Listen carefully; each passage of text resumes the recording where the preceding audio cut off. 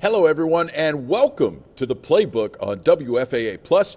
I'm Joe Trahan, along with our Cowboys insider, Ed Werder. And Ed, it's a little bit of a different venue on the Playbook our this first week. road trip. Yeah, we got a chance to get out, and it's like not as virtual. Still, kinda, but not as. So normally, as you guys know who watch, we both hop on a Zoom call and we go at it. But because the week's different for the Cowboys with the Thursday night affair against the Lions, we just finished up our weekly hit that we have on WFAA TV. So we decided, let's not complicate things. And we let Arnold Payne work the show with us. AP. Whether we wanted to or not. And here's the best thing about AP. He got us chairs.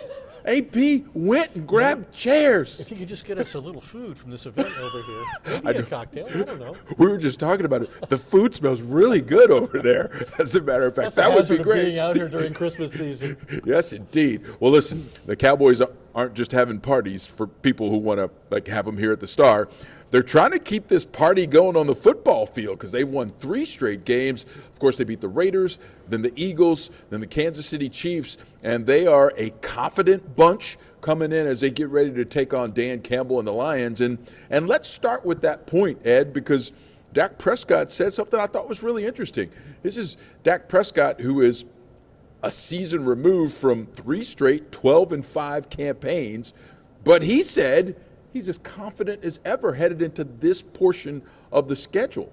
Yeah, Very interesting. Yeah, it's not unlike what he said after the game the other day. You know, they beat the Eagles and the Chiefs in consecutive games, and he was asked if that's the most significant 2 regular season victories back-to-back of his 10-year career as a starter, and he said it possibly was. And then today asked about this, taking this team into December football, what's his confidence level? And he said, again, it might be the highest he's ever had. He said they have the momentum, they have the confidence, but beyond that, he says, we've got the right guys in the locker room who understand where we are, who understand this is the most important time of the year, and they're showing that in their daily preparation. And in thinking about that, Joe, it occurred to me that maybe he's referencing, maybe he feels this way because there are so many more veterans on this football team than in previous years.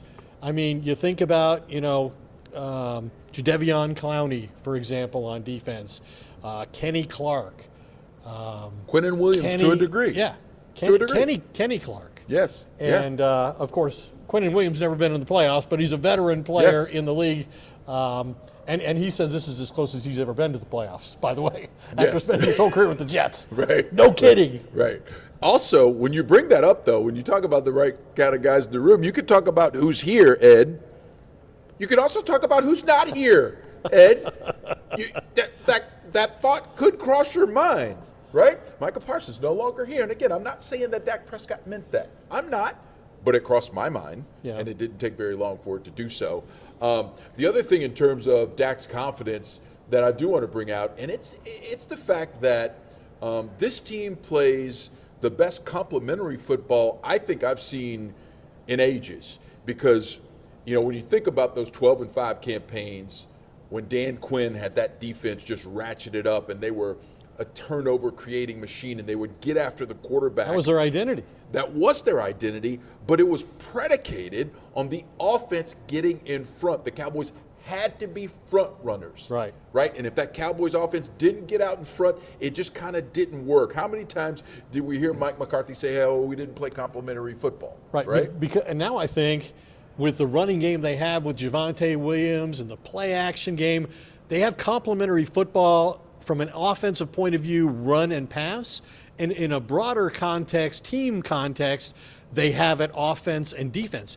This 3-game winning streak, they were not the first team to score in any of those 3 games. In fact, they were significantly outscored in the first quarter of all 3 of them, including coming back from 21-0 down against Philadelphia. And to your point about the way they played on defense then, they really needed the offense to put the opponent in a position where they were one-dimensional, throwing the football. Quinn could get after him with the pass rush, create all kinds of mistakes by the quarterback. They had, a bunch of defensive touchdowns and so forth, but they could never stop the run. Well, guess what? This team couldn't stop the run either until they traded for Quinnen Williams, and now in the 3 games since then, in the 3-game winning streak, they're second in the NFL stopping the run, less than 70 yards a game. And I think that is part of what brings that air of confidence to Dak Prescott, because he knows now, I don't have to put it all on my shoulders. I don't, have to take that risk when I have the ball offensively to try and do some things, that I did before. And I would take the risk, and if it didn't work, they just put it on me. He doesn't have to do that now. It's almost as if, and this is going way back, but I know you remember it, it's almost going back to when Dak was a rookie, right? When he probably made some of those conservative decisions because he didn't have, the risk factor. He didn't trust it, right? But now, even if he trusts, some tight window throws, he realizes he doesn't have to make them because of the way that defense is playing. But he might have to make them against the Lions, because the Lions lead the NFL in forcing tight window throws. And guess what? Dak Prescott leads the NFL in completing passes into tight windows. And one more thing, Joe, one more statistic on this. George Pickens leads the NFL in receiving yards and receptions in making tight window catches. So you got tight window catches, because again, and I want to go down this path, because I think there's, especially for you football nerds like us, there's some really good stuff here, because it starts with the tight window throws. But when you think about man-to-man coverage, which the Lions absolutely love, this Cowboys team and Dak Prescott has shown time and time again, when you put pressure on him and you man up behind him, he will eat you alive. And George Pickens is only helping to that end this season. Yeah, he's got 14 catches for 20 or more yards in those circumstances. That's 5 more than anybody else in the entire NFL. And the Lions have played man at the second highest level in the NFL, 54%. Everybody wants Matt Eberflus to play it. Well, Calvin Shepard is playing that. Now, they just lost a corner today, so it'll be interesting to see how that may affect things. And Kelvin Shepard, is the defensive coordinator of the Lions, has expressed publicly his discontent with their pass rush, their inability to get pressure on the quarterback. He's talked about making personnel changes and schematic changes. So let's see what exactly the Cowboys face from an offensive point of view in this game. Yeah, at any rate, that's going to be a really cool matchup. And let's keep going down that road of what this Cowboys offense has done and some of those superlatives, because I do think we need to talk about, the way that this Cowboys offense just continues to force defenses into bad situations, and they end up getting all these defensive pass interferences called on them. More great stats from my stat man here, Ed. Hit us with those, Ed. No, seriously, I think it's really interesting. I think it is too. In their 3-game winning streak, Dak Prescott has completed 200 yards worth of passes to his wide receiver group in every one of those games. That's the longest streak in the NFL this year. And Dak Prescott talked today about the importance of expecting and responding to a physical approach by the Lions secondary. They play man press. He said at the top of our routes, he's talked to the receivers, top of your routes, getting off the line of scrimmage, you got to be physical, because the Lions are going to play that way. They're going to dare the officials to call defensive pass interference in this game. And so if you don't put up a fight, you're not going to get the call. Now, the interesting thing is, we know what an impact CeeDee Lamb makes when he catches the ball. Well, guess what else? He leads the NFL with 10 defensive pass interference penalties drawn this year, and George Pickens is tied for 4th with 5. As a team, the Cowboys have drawn 17 defensive pass interference calls. That's the most in the NFL. And Lamb said today, hey, I find it fun to play physical football. He said, sometimes the refs let you play, sometimes they don't. I know their DBs like to play hands-on. They run a lot of man. They want to be in your face. You know what? We know what's going on. It's just how you prepare for it. It's like getting ready for a boxing match. Which is great. We can't wait for that, right? Ding, ding, sound the bell. Let's get this thing on. But what you said, Ed, brings me to another point. And it's interesting to me, and I'm sure Cowboy fans, you've probably thought about this. What would the Cowboys' yardage total in terms of especially CeeDee Lamb and George Pickens be were it not for all those DPIs that they drew? I mean, they've combined for more than 1,800 yards together, but that number would be well over 2,000 were it not for all those DPIs, especially George Pickens. There is just something about his physicality when it's turned on the right way, and I don't think it was turned on the right way a lot in Pittsburgh, but credit to CeeDee Lamb and Dak Prescott together for finding the way to get him to play at his best, at his finest, and just put these defensive backs in awful positions time and time again.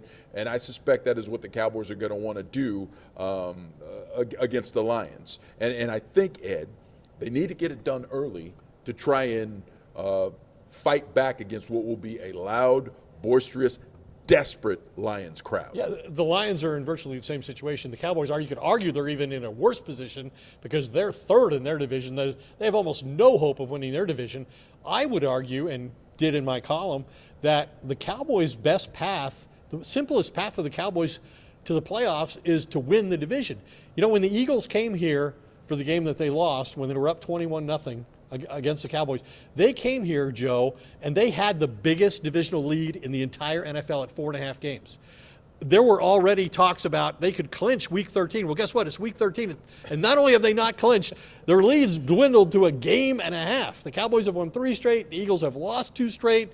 And we're all thinking about 2023 when the Eagles started 10-1 and lost 5 of their last 6. And unbelievably, the Cowboys took advantage of that unexpected opportunity. We're not going to talk about what either one of those teams did in the postseason. Neither one of them is proud of that. No. But the Cowboys did win the division unexpectedly. And if the Eagles can't get right, and they've had problems on the offensive side of the ball all year long. Like, A.J. Brown was calling it an S show long ago. Yes. And it hasn't gotten any better. And on top of that, look what the Cowboys did to them, their defense, and look what the Bears did to ran for almost 300 yards against an impenetrable defense through the middle. So I'd say the Eagles are in a tailspin, and they need to turn it around quick because let's say the Cowboys win this game in Detroit. All of a sudden, the Eagles are taking the field on Monday Night Football against the Chargers, knowing that if they don't win, their lead is down to a half game. And it sure sounds like Herbert is going to try and play that game, right? He's got the fracture in the left hand, but it certainly sounds like, and all of the rhetoric coming out of Chargers camp is that he is going to make a go of it. And listen, that's good news for Cowboys on Monday night, but then in a couple of weeks when they have to face him, I don't know how good that news is. But listen, let's just well, if you have to face them, you at least want the Eagles to have to face them. That's exactly right. And listen, think about that though, Ed. You make a great point. I mean, their lead could dwindle from 4.5 games to a half game in 3 weeks. In 3 weeks, in what seems like, you know, an absolute just blink of an eye. And the other thing about that Eagles team, Ed, is listen, when you have some of the issues that they've had, when one of your receivers comes out and calls it an S show, like you said, when you keep winning, it's okay. But when you start to lose and then you know that those feelings exist, they are really going to have to fight hard for that thing to not completely crater. And it's been directed primarily at the quarterback. Even though Jalen Hurts is a Super Bowl MVP, he's not been a great passer. And for whatever reason, and I can't understand this at all unless this has been done at his request, they have taken him out of the running game in terms of designed rushes. And that's where they're most dangerous, is when they have him and a 2,000-yard rusher in Saquon Barkley, right? But they've not scored. I think they're scoring 15.5 points a game over the last 6 games. So this is a long-standing problem. Everybody's blaming Hurts. Everybody's blaming the offensive coordinator, Kevin Patullo, who's in that role for the first time. He's replaced Kellen Moore, who took the job, obviously, to be a head coach in New Orleans. And so Nick Sirianni's getting a lot of criticism. And after the game the other day, he went to the microphone, and the first thing he did was defend his offensive coordinator and say he's not making a change. He's not the problem. Well, when the head coach says the coaches aren't the problem, then he's saying the players are the problem. And then the problem only grows. And that's exactly what Cowboy fans want. All right, so let's get back to Cowboys-Lions. Of course, it's Thursday night on Amazon Prime. And let's talk about that Cowboys defense, because they might get a little bit of a break in this one. Lions receiver Amon-Ra St. Brown did not practice today. He may not be able to play. Tight end Sam Laporta is already out for the season. But there is still plenty of firepower that the Cowboys defense will have to worry about. And I think it all starts with the mercurial running back, Jahmyr Gibbs. Yeah, Jahmyr Gibbs is, a guy that with David Montgomery forms the most dangerous running back tandem, I think, in all of football. You got the speed and the versatility of Gibbs and the punishing running style of Montgomery. The Lions have rushed for over 200 yards 3 times this year. That's the highest number in the league, matched only by the Bears. And so the good thing, the positive thing for Dallas from that point of view is they've played better against the run. In fact, they've been an elite run defense since they traded for Quinnen Williams from the Jets, and they're playing that 5-man line with 3 defensive tackles, Kenny Clark, Quinnen Williams, and Osa Odigizua, and they've had phenomenal success. They've allowed, I think they're second in the NFL in run defense the last 3 weeks. They've allowed just under 70 yards rushing per game, and even more important maybe, and maybe a big part of that because they're winning on first and second down now, is their third down defense is gone from being 32nd dead last in the NFL to being a top 10 in that regard. And like the thing, when you talk to people around the league about Jared Goff, and he was obviously a draft class member with Dak Prescott in 2016, the thing they say his weakness is you have to make him a drop back passer. He cannot be running the play action game with those running backs. We know how much Dak Prescott likes it, how expert he is at it. Jared Goff is Dak's equal in that regard, and maybe even more proficient. Because the running backs are so lethal, right? And that makes a defense have to do things they otherwise wouldn't do. But if you can make him be a drop back passer, then you can turn the pass rush loose on him. And we've seen the Cowboys pressure from inside. They can get the outside pressure with Ezeraku or Clowney or Fowler, or even Sam Williams has been making some plays lately. But to have those 3 players in the middle pushing the pocket in his face, if you look at Jared Goff's numbers, he's one of the best quarterbacks in football in terms of his passer rating from a clean pocket. When he's pressured, he has the biggest drop in the entire NFL. And his passer rating is like around 8. And that's why the move that the Cowboys made deserves so much credit, right? Because they were able to get the player in Quinnen Williams that really unlocked the best this defense could be. And when you think about stopping the run, I mean, they were giving up through the first 9 games about 143 yards per game rushing. 143, that number all the way down to in the 70s. That delta is ridiculous. And you could just look at Quinnen Williams for the beginning of it. But it's even more than that, because it's almost an exponential help, because being able to stop that run on early downs makes it longer on third down. And then all of a sudden, you've got the pressure up the front that's in the quarterback's lap. Every quarterback will tell you that's the toughest pressure to try and deal with. Dak told us that last week, how much he hates it. Right? They all hate it. And a guy like Goff, who really hates any pressure when it's coming right in his face, when it's coming in his lap, I mean, it's the effect is so pronounced. And again, I have to give the Cowboys a ton of credit for making that move for that guy for this defense. I don't know if that would help every defense the same way, but this one in particular, it has been amazing. Well, and the timing of it, I think, came at a point where the Cowboys season was sort of hanging in the balance, and it sent a really positive message that, hey, we could go win now. And we're going to have this player beyond this year, but we could go be competitive defensively right now. And they sent just the opposite message before they played the Eagles in week 1, trading Micah Parsons, by far their best defensive player, a week before the regular season started. That sent the message of, hey, we're more interested, not in this season, but in future seasons. We want those 2 first-round drafts. But, yeah, we got Kenny Clark. But this is an unconventional approach that the Cowboys have. I said this before, but I think it merits mentioning again in terms of team building. The Cowboys are the only team in the NFL with 3 defensive tackles making $20 million a year. The only other team that even has 2 is the New England Patriots, and one of those guys is on IR. So the Cowboys are the only ones playing with 3 defensive tackles. But it's worked great because, Williams has acclimated himself fabulously. He's very popular in the locker room. He's a very quiet, understated sort of, but he's helped these guys create favorable one-on-one matchups.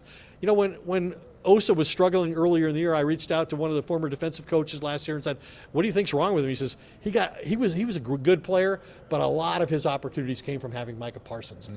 being commanding so much. And now the same thing's happening, and you can see how it's benefiting so many guys on that defensive front. And again, I'm going to go back to the front office because here's the overall kind of 20,000 foot view of this thing.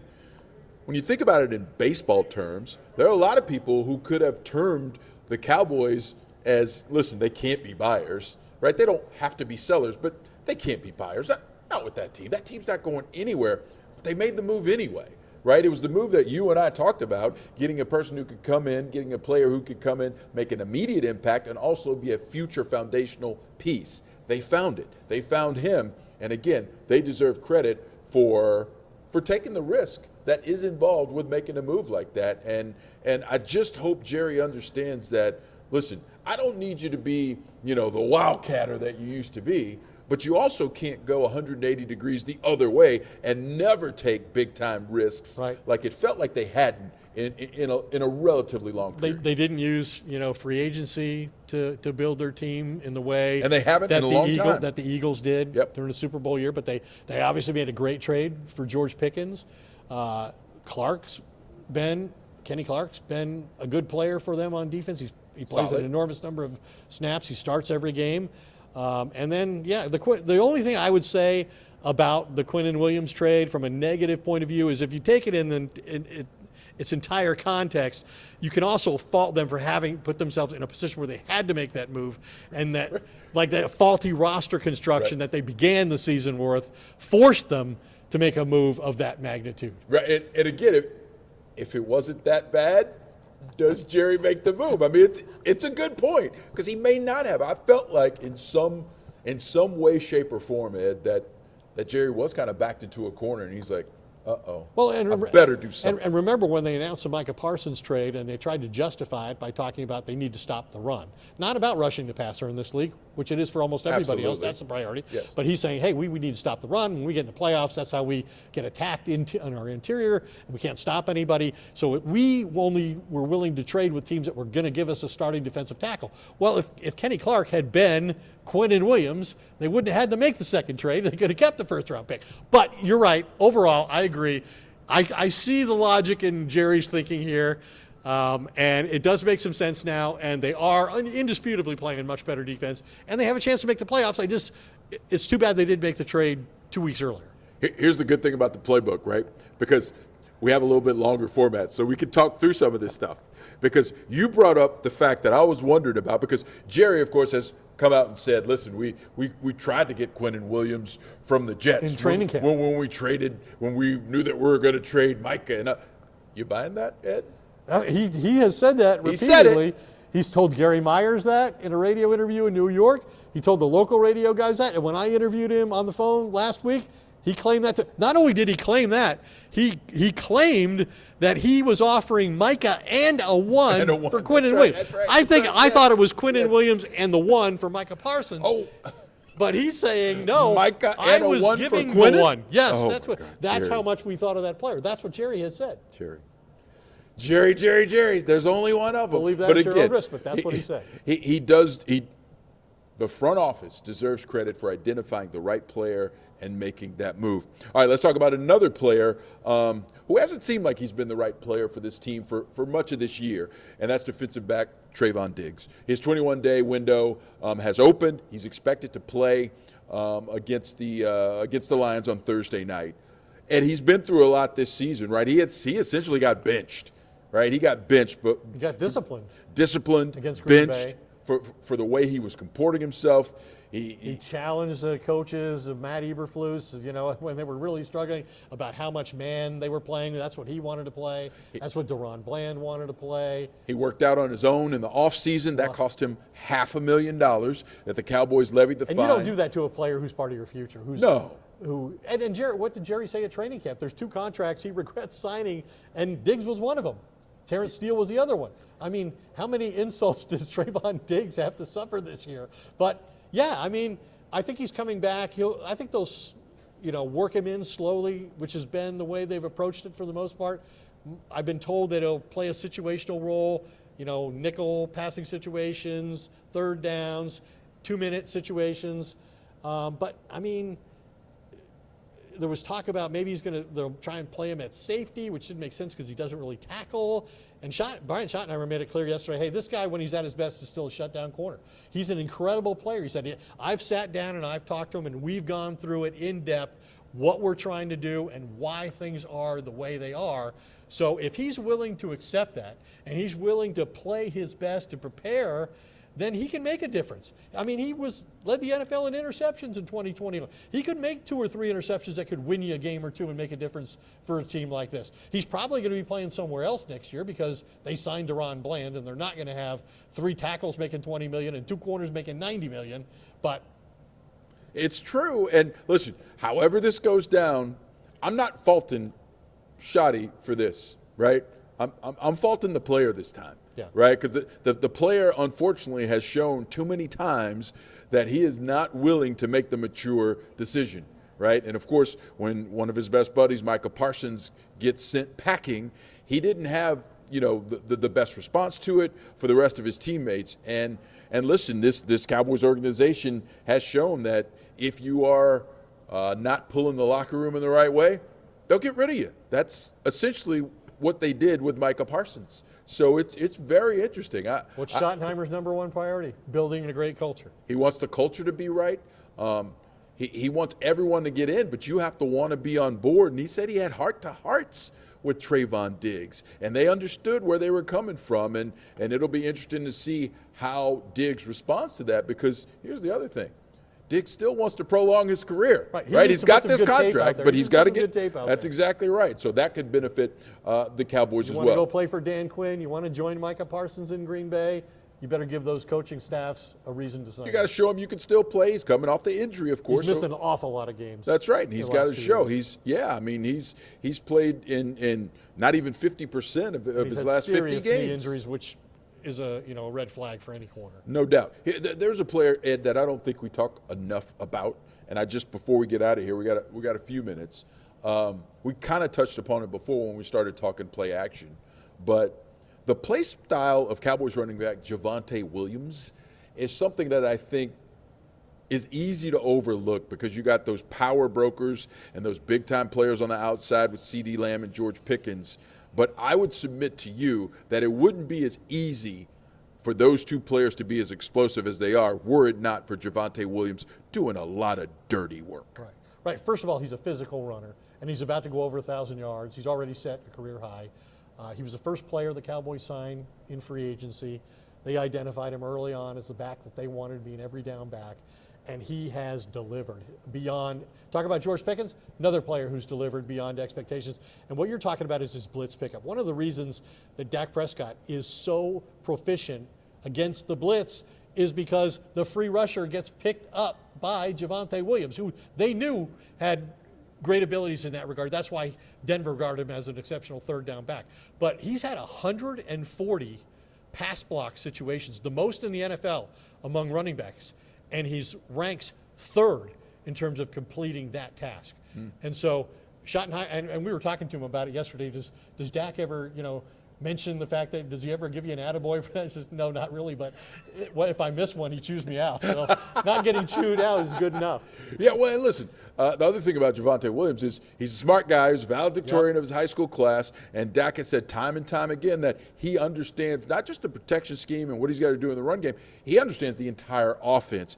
And having a guy like that, and I just think about, in that Kansas City game, a crucial play is when Dak Prescott was stuffed on that third down near the goal line. He buys a little bit of extra time, and he and Williams were able to get on the same page. Dak flips it. It's a touchdown, and I think that was one of the biggest plays in that game in terms of the Cowboys not allowing the villain who never dies in the movie, Patrick Mahomes, to forge a comeback. Yeah, how many touchdowns has he scored? 10 touchdowns or something? I mean, in first 3 weeks of the season, he had more rushing touchdowns than they had all of last year. And if you value and are trying to create culture, the greatest sports culture in the NFL, as Brian Schottenheimer says, this is your guy, right? A guy who does that kind of thing, who can rush for 1,000 yards, who can score touchdowns from anywhere on the field.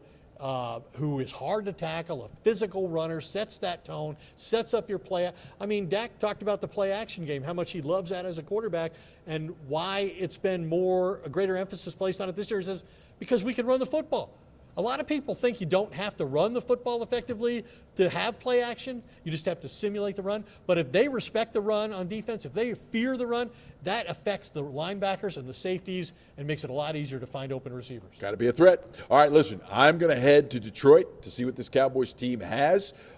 Quick prediction, Ed. What are you thinking? No, how are you leaning? The more I've looked at the receiving passing game matchup of the Cowboys against the secondary and a defense that doesn't rush the passer very well except for Aiden Hutchinson, I think the Cowboys might win the game. I'm going to pick 31-27. I like it. I think it's going to be tight. I think it's going to be really tight. I'm going to go 31-30. Cowboys win a football game. Is Dan Campbell finally get a touchdown pass to Dan Skipper or not? I don't think that's coming up. They're struggling too much. They can't have all that fun like they did. They can't even convert on fourth down. In that 47-9 beatdown. We will not see linemen, spread out wide trying to catch passes in this one. All right, it is the fastest 30 minutes in all of the NFL coverage that you see. Great stuff, Ed Werder, as always. Great insight. I'm Joe Trahan. That, my friends, is the Playbook. We'll see you back here Monday night next week at 7 o'clock.